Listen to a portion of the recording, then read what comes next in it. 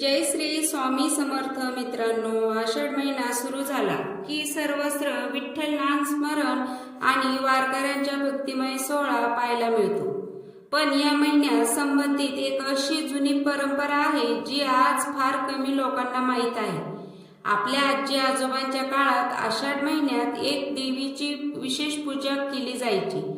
कारण असं मानलं जायचं की या महिन्यात घरात श्रद्धा, समाधान आणि सद्बुद्धी टिकून राहावी यासाठी त्या देवीचं स्मरण करावं. पण ती देवी नेमकी कोण? लक्ष्मी की अन्नपूर्णा की जगदंबा? आणि आषाढ महिन्यातील तिच्या पूजेची परंपरा का सुरू झाली? यामागे असं काय विशेष आहे जे आज 99% लोकांना माहीतच नाही. चला आपण या मागचं सुंदर आणि रंजक कारण जाणून घेऊया. मित्रांनो, आपण पाहिलं की आषाढ महिन्यात एक देवीची विशेष पूजा करण्याची जुनी परंपरा अनेक ठिकाणी पाळली जायची. पण ती देवी नेमकी कोण होती?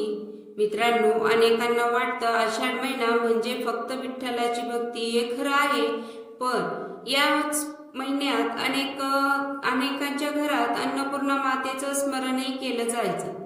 कारण पावसाळ्याची सुरुवात म्हणजे नवीन पिकाची आशा आणि अन्नाची प्रार्थना. आपल्या पूर्वजांचा विश्वास होता की अन्नपूर्णा माता ही अन्न, समाधान आणि कुटुंबातील सुखाचं प्रतीक आहे.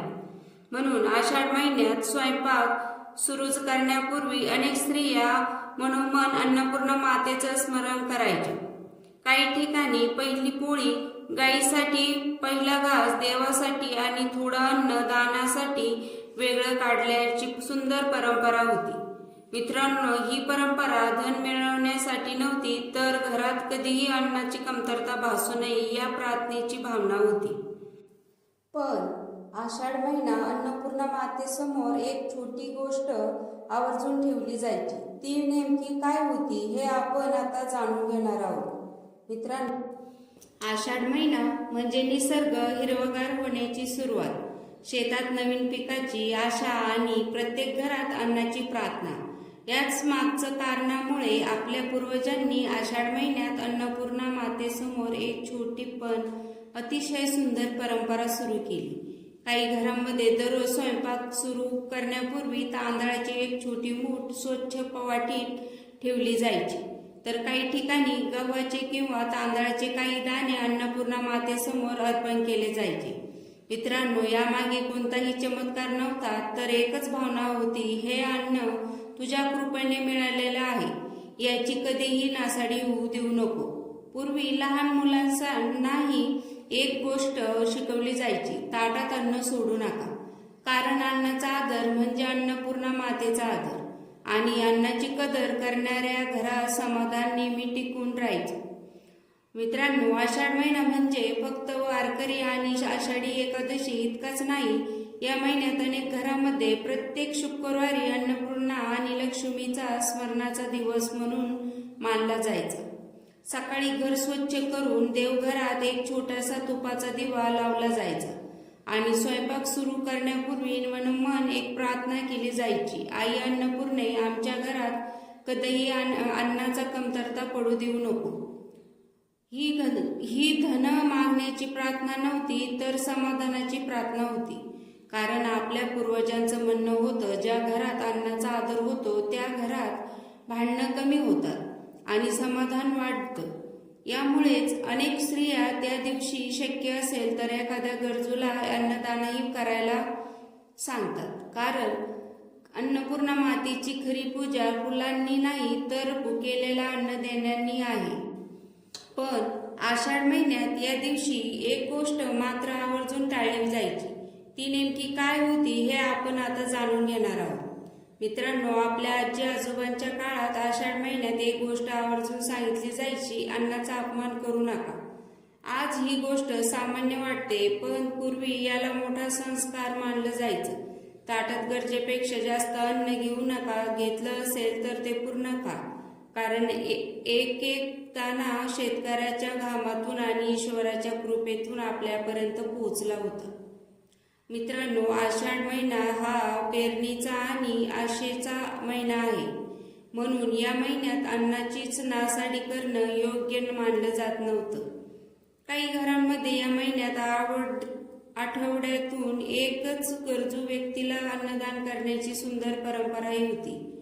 कारण अन्नपूर्णा मातेचं सर्वात मोठी पूजा म्हणजे भुकेल्याचं पोट भरणं. यामागे भीती नव्हती तर कृतज्ञता होती. अन्नाचा आदर म्हणजे ईश्वराचा आदर. पण आषाढ महिना आणखी एक अतिशय सुंदर परंपरा होती. स्वयंपाक झाल्यानंतर पहिल्याच घास कोणासाठी काढला जायचा आणि यामागचा खरा अर्थ काय होता हे आता आपण जाणून घेणार आहोत. मित्रांनो, आपल्या पूर्वजांनी आपल्याला एक अतिशय सुंदर संस्कार दिला. स्वयंपाक पूर्ण झाल्यानंतर पहिला घास स्वतःसाठी नाही तर ईश्वरासाठी काढला जायचा. काही घरांमध्ये तो देवाला नैवेद्य म्हणून अर्पण केला जायचा, तर काही ठिकाणी पहिली पोळी गायीसाठी काढण्याची परंपरा होती. काही कुटुंबामध्ये पक्ष्यासाठी धान्य ठेवण्याची सवयी होती. मित्रांनो, यामागे एकच विचार होता, आपल्याला मिळालेला अन्नाचा इतरांचाही हक्क आहे.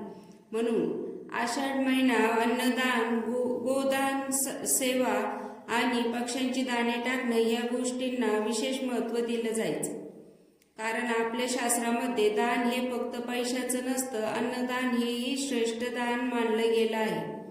मित्रांनो, जेव्हा आपण कोणाचं पोट भरतो तेव्हा त्याच्या चेहऱ्यावर समाधान हीच खरी अन्नपूर्णा मातेची कृपा आहे. पण आषाढ महिन्यात शेवटी अनेक घरामध्ये एक छोटी पण सुंदर प्रार्थना केली जायची. ती नेमकी काय होती आता आपण ती जाणून घेणार आहोत. मित्रांनो, आषाढ महिन्यात संपत आला की अनेक घरांमध्ये एक छोटी पण अतिशय भावपूर्ण प्रार्थना केली जायची. ती पैसा मागण्यासाठी नाही, सोनं चांदी किंवा वैभव मागण्यासाठी नव्हती, तर ती होती समाधानाची प्रार्थना. हे अन्नपूर्णा माता, आमच्या घरात कधीही अन्नाची कमतरता पडू देऊ नको. आमच्या घरात प्रेम, एकता आणि सद्बुद्धी नेहमी राहू दे. आम्हाला मेहनत करण्याची शक्ती दे आणि मिळालेल्या अन्नाचा आणि पैशाचा योग्य उपयोग करण्याची बुद्धी दे. मित्रांनो, आपण पूर्वजांना माहीत होतं की घरी समृद्धी तिजोरीत नसते, ती घरातील समाधानात आणि एकमेकांवरील प्रेमात असते. म्हणून आषाढ महिन्यात आपल्याला एक सुंदर संदेश देतो. अन्नाचा आदर करा, मेहनतीचा आदर करा आणि ईश्वरांचा आभार माना.